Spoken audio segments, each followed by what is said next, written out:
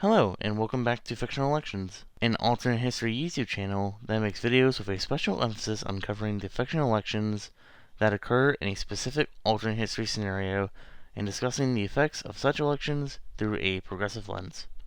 You might be wondering why this episode of Fictional Election Tangents isn't just a clip of a tangent from a What If the United States Had a Simple System video. Well, that's because, remember in episode 0, I threatened to go on some tangents. And of course, the prime example of a fascist party in the United States is the current Republican Party. And of course, some examples of U.S. fascist politicians are Donald Trump, Marjorie Taylor Greene, and her fascist sister, Lo Boebert.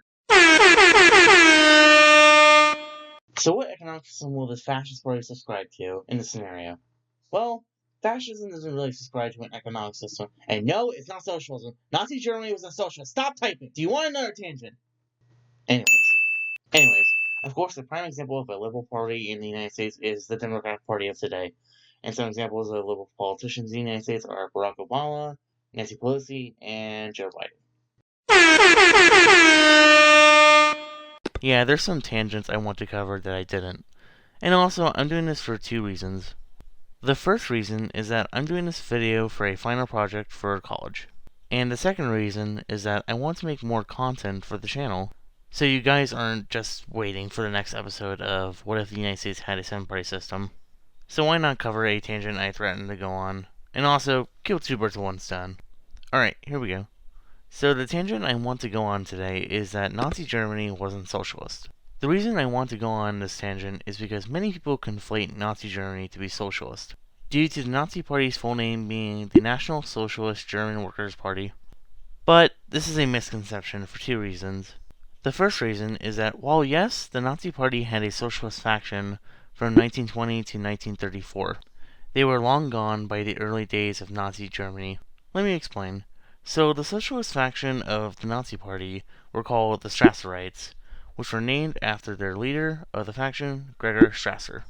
And basically, the Strasserites believed in socialist fascism, which is an authoritarian left ideology that believes in rapidly regressing society, ensuring one group of humans to be the only group of humanity that should exist, and implementing a socialist economy for such group.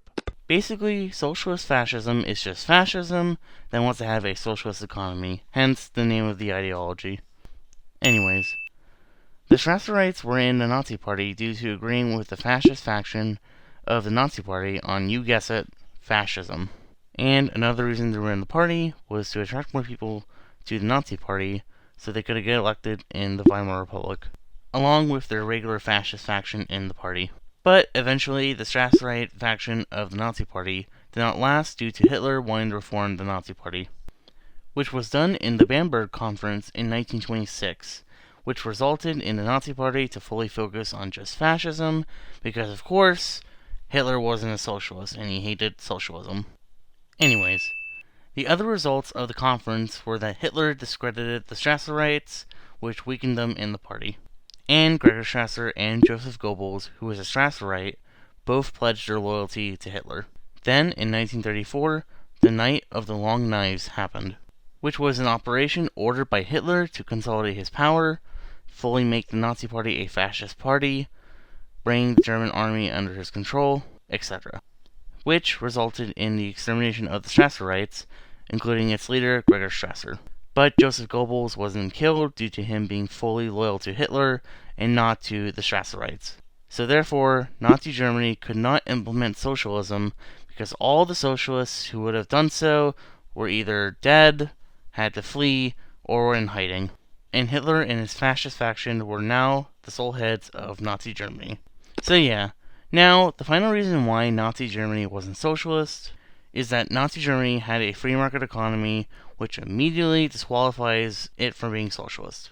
And I know people will be blaring in the comments talking about how the Nazis had a heavy hand on the economy during World War II, which is true, but it was still the free market running the show, but complying with Nazi Germany to help out in the war effort. And all other countries who fought in World War II with a free market economy did the same thing. So therefore, Nazi Germany wasn't socialist, even during World War II. So now that we've completely proven that Nazi Germany wasn't socialist, one more question that I want to answer before we go is that what kind of free market economy did Nazi Germany had? Well, from my research, Nazi Germany had a neoliberalist economy. And that's because Nazi Germany banned unions, privatized state industries, had social welfare, unfortunately for Aryans. Fucking disgusting! Fuck the Nazis in their entirety. Continuing. A couple of more reasons why Nazi Germany had a neoliberalist economy are that workers worked 60 to 72 hour work weeks, cartels and monopolies were encouraged, etc. Well, my tangent's over.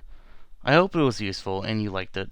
The next video on the channel will be What if the United States had a 7-party system, episode 1, fictional election of 1788 to 1789. So please stay tuned for that. And you know the YouTube drill. Like, comment, and subscribe if you want to. And thanks for watching.